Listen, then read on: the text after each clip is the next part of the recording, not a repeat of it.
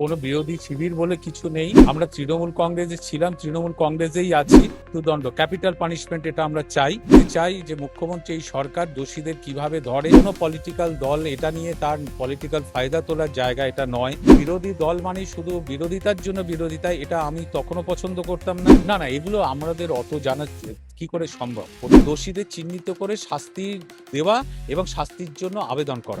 দাদা, বারুইপুরের ঘটনা দেখলাম এবং আজ যেটা দেখলাম যে হচ্ছে মুখ্যমন্ত্রী শুভেন্দু অধিকারী সেখানে গেলেন, বিজেপির টিম গেলেন এবং আপনি যে বিরোধী শিবিরে যোগ দিয়েছেন, যে বিরোধী শিবিরের ঋতব্রত বন্দ্যোপাধ্যায় থেকে আরম্ভ করে সায়নী ঘোষ, ওখানে যারা এনসিপিআই তে যোগ দিয়েছে, কাকলি ঘোষ দোষী, তারাও গেলেন এবং সেখানে গিয়ে চোর চোর স্লোগান শুনতে পেলেন, গদ্দার স্লোগান শুনতে পেলেন, কি বলবে?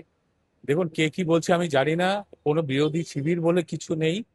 আমরা তৃণমূল কংগ্রেসে ছিলাম, তৃণমূল কংগ্রেসেই আছি। তৃণমূল কংগ্রেসের যারা বিধায়ক আছেন তারা ওখানে গিয়েছিলেন আজকে, আমি সেটা দেখলাম।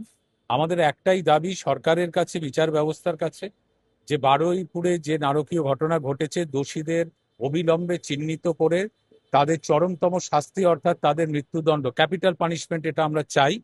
কিন্তু বিষয়টা হচ্ছে যে নতুন সরকার এসছে, আমরা নতুন সরকারের ওপরে ভরসা করছি। আমরা দেখতে চাই যে মুখ্যমন্ত্রী এই সরকার দোষীদের কিভাবে ধরে এবং কোনো দোষী যাতে ছাড়া না পায়, এটাই আমাদের দাবি।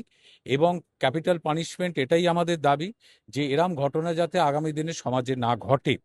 কিন্তু এটা একটা সামাজিক ব্যাধি, এটা মনে রাখতে হবে। এই সামাজিক ব্যাধি সরকার পরিবর্তন হলেও যে দূর হচ্ছে না, এটা আপনারা দেখতে পাচ্ছেন। এবং এই সামাজিক ব্যাধি দূর করতে গেলে দুটো জিনিস দরকার। একটা হচ্ছে যে সরকার আছে সে সরকারকে কঠোর থেকে কঠোরতম হতে হবে।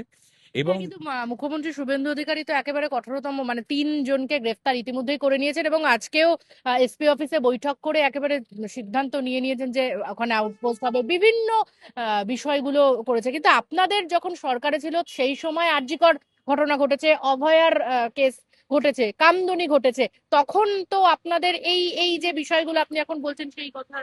একটা জিনিস কিন্তু আমি তখনও বলেছিলাম, একই ভাবেই আমরা বলেছিলাম, যে এই যে সামাজিক ব্যাধি দূর করার ক্ষেত্রে কোনো একটা জায়গায় যখন এই ধরনের নারকীয় ঘটনা ঘটছে, সরকার যখন অ্যাক্ট করছে, সেই অবস্থায় কোনো কারোরই, কোনো রাজনৈতিক দলই শুধু দলীয় রাজনীতি করা উচিত নয়। এটা রাজনীতির ঊর্ধ্বে উঠেই সকলের, সকল পক্ষ মিলেই একটা জনমত তৈরি করা এই ধরনের সামাজিক ব্যাধির বিরুদ্ধে, এবং সেটা তৃণমূল স্তর পর্যন্ত পৌঁছতে হবে। এটা হচ্ছে দ্বিতীয় দিক।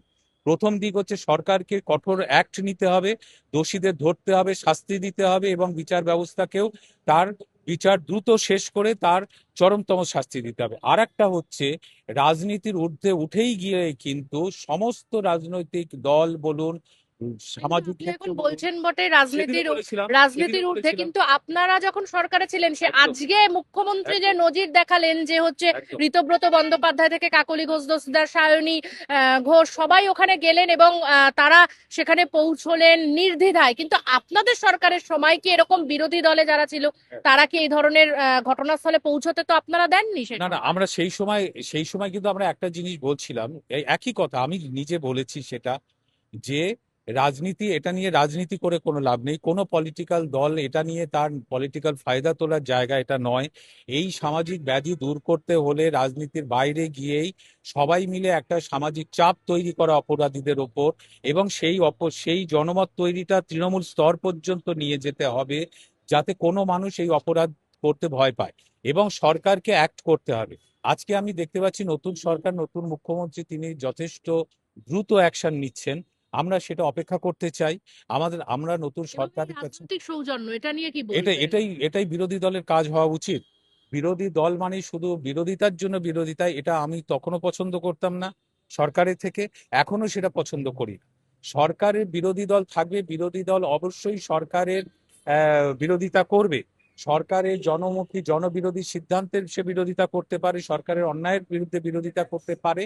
তেমনি পাশাপাশি সরকার যদি কোনো ভালো পদক্ষেপ নেয় তার প্রশংসা করতে বিরোধী দল কুণ্ঠাবোধ করবে আচ্ছা, না। আমরা দেখলাম যে সায়নী ঘোষ বললেন যে হচ্ছে মুখ্যমন্ত্রী স্বয়ং নাকি তাদেরকে ওখানে পাঠিয়েছে, যেতে বলেছে। এটা কি ডিম খাওয়ার ভয়ে, মানে না, ডিম এটা থেরাপি শুন, এটা যেটা এই ডিম থেরাপি যেগুলো চলছে, এগুলো দ্রুত বন্ধ হওয়া উচিত। কারণ এটা বাংলার সংস্কৃতি, বাংলার যে সামাজিক যে শৃঙ্খলা আছে না সেইটা মানে নষ্ট হচ্ছে, তৃণমূল সেটা নেতারা নষ্ট কি হচ্ছে। এখন মানে ডিম থেরাপি থেকে বাঁচার জন্যই মুখ্যমন্ত্রীর আশ্রয় নিতে চাইছে? না না, একেবারে না, মুখ্যমন্ত্রী আশ্রয়ের বিষয় নয়। বিরোধী দল, একটা বিরোধী দল, সেই বিরোধী দল মুখ্যমন্ত্রীর সাথে তার কথা হতেই পারে, এটা স্বাভাবিক।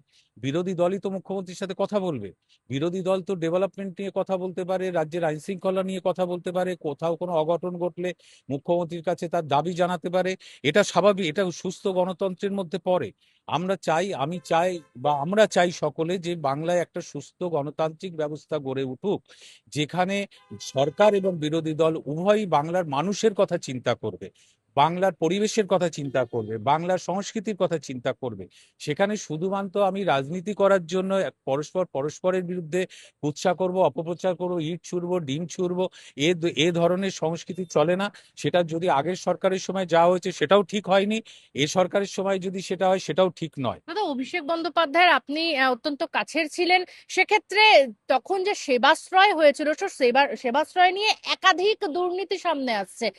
ডায়মন্ড হারবার কেন্দ্রে একাধিক মামলাও হয়েছে, কি বলবেন, মানে এগুলো কি আপনার জানা ছিল? না না, এগুলো আমাদের অত জানা কি করে সম্ভব? কোথায় পুরো, কোথায় কি হচ্ছে, এটা জানা কখনোই সম্ভব নয়। আমাকে সরকার মানে বা জোরপূর্বক কোনো আমাকে ডিপার্টমেন্টে লোক আমাকে না থাকলেও বলতে সেবাশ্রয় পারবো না, নিয়ে একটা এটা তদন্ত বলতে চলছে। পারবো না। এটা নতুন সরকার আছে, নতুন প্রশাসন আছে, তারা বলতে পারবে। আমাকে যে দায়িত্ব দেওয়া হতো আমি সেই দায়িত্বটুকুর উপরে ফোকাস করেই কাজ করতাম। অত পুরোটা জানা আমার পক্ষে সম্ভব ছিল না। আমি একটা জিনিসের উপরে কাজ করতাম বা আগামী দিনে কাজ করতে চাই, যে আপামর বাঙালির যে আহ, উন্নয়ন বলুন, ডেভেলপমেন্ট বলুন, সংস্কৃতি বলুন, কালচার বলুন, কৃষ্টি বলুন, সেটা যাতে গণতান্ত্রিক ব্যবস্থায় টিকিয়ে রাখা বলুন, এগুলোর জন্য কাজ করা। এবং সেক্ষেত্রে সমস্ত রাজনৈতিক দলকে একটা পয়েন্টে কিন্তু একমত হতে হবে, যে আমরা এমন কিছু বলবো না বা এমন কিছু করব না যেটা বাংলার যে সামাজিক যে স্থিতি আছে, যে সেই স্থিতিটা ভেঙে চুরে যায়। এটা করা উচিত না। আমি সেদিনও বলতাম, আমি সেদিনও সরকারের থেকে এক কথাই বলতাম, যে সামাজিক স্থিতি নষ্ট হয়। আমরা তো একটা পাড়ার মধ্যে একটা সমাজ দেখেছি, আমরা তো একটা গ্রামের মধ্যে একটা পরিবেশ দেখেছি।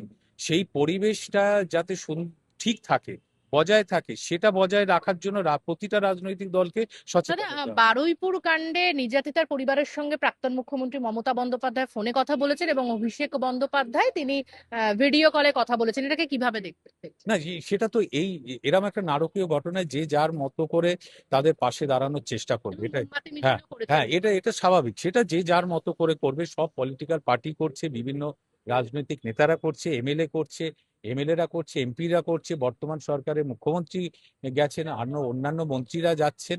এটা এই জায়গাটা আমার মনে হয় না যে কে কোন দল থেকে করছে এটা বড় ফ্যাক্টর নয়। ফ্যাক্টরটা হচ্ছে সবাই মিলে তাদের পাশে দাঁড়ানো এবং দোষীদের চিহ্নিত করে শাস্তি দেওয়া এবং শাস্তির জন্য আবেদন করা। এটাই সরকার পক্ষ, সরকার বিরোধী পক্ষের স্ট্যান্ড হওয়া উচিত।